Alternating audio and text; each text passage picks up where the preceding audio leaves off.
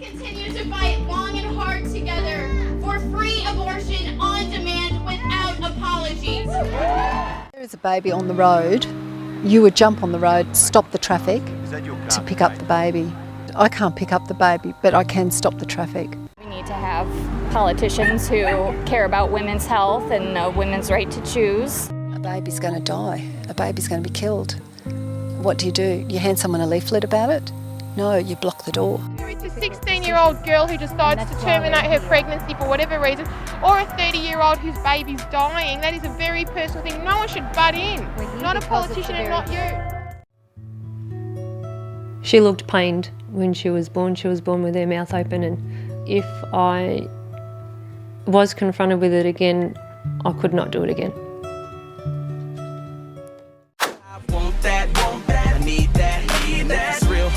I can't believe that. At one point, federal funds could not be used for embryonic stem cell research in the US. But in 2001, President Bush changed that when he adopted a new policy. The new policy allowed the federal government to support research on dozens of existing stem cell lines without sanctioning or encouraging the destruction of additional human embryos. Almost a decade later, on March 9, 2009, President Obama issued a new executive order revoking the former policy due to its limitations.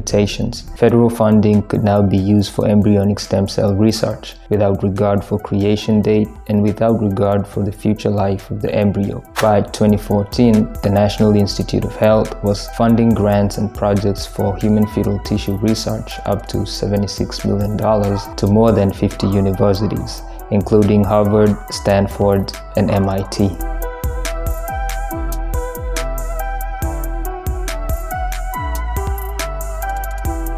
Remember, as with all things science, this research is entirely speculative. In fact, Obama later conceded that the potential benefit remains unknown, even with all the taxpayer dollars his administration poured into it. Also, embryonic stem cell research isn't all that necessary, as we're already able to develop therapeutics with adult stem cells. But stem cells from adults require much more in legal consent and are limited in supply as compared to stem cells from fetal tissue through legalized abortions.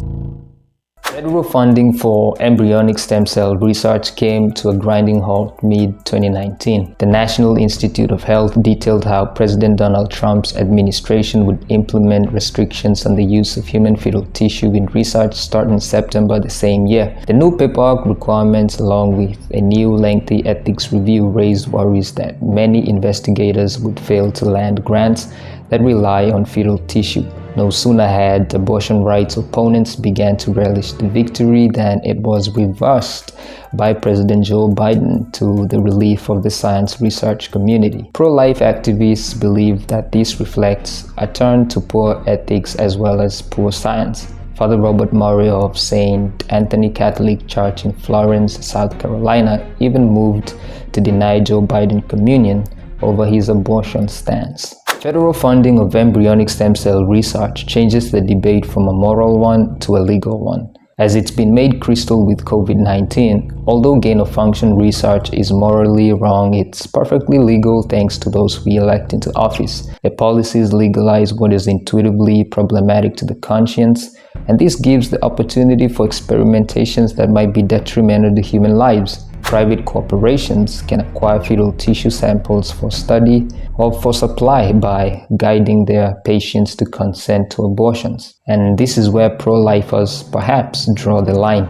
They argue, for those individuals and companies that have no ethical qualms with their therapeutic killing of embryos, they have the legal freedom to pursue their research on their own time and their own dime. The objecting taxpayers need not foot the bill for their crimes. Do I believe that women have rights? Yes. Do I believe that women's health is a priority? Very much. Do I believe women's health rights are in the best interest of women? No. They're predatory. They're in the best interest of science and capitalists. If the real reason for women's health rights is to provide science with fetal tissue for experimentation and vaccine development, I'm genuinely at a loss for words. I can't wrap my mind around it. It takes a lot of darkness in the soul to see the sense in snuffing out the light of a life just beginning for future fortunes. Embryos aren't different from your brother or sister. Regardless of what any research promises, even a COVID-19 vaccine, an embryo shouldn't have to die. It's unjust and unjustified, the ends notwithstanding. It is the killing of one person, actually many persons, in the theoretical attempt to save other people.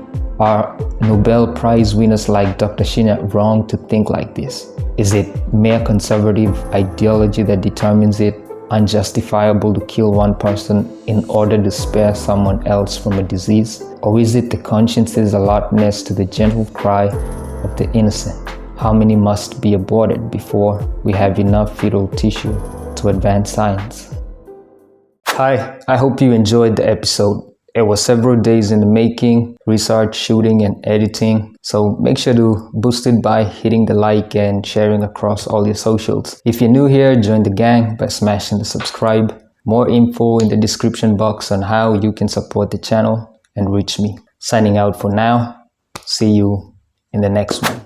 I want that, I need that, that's real homie, I can't believe that.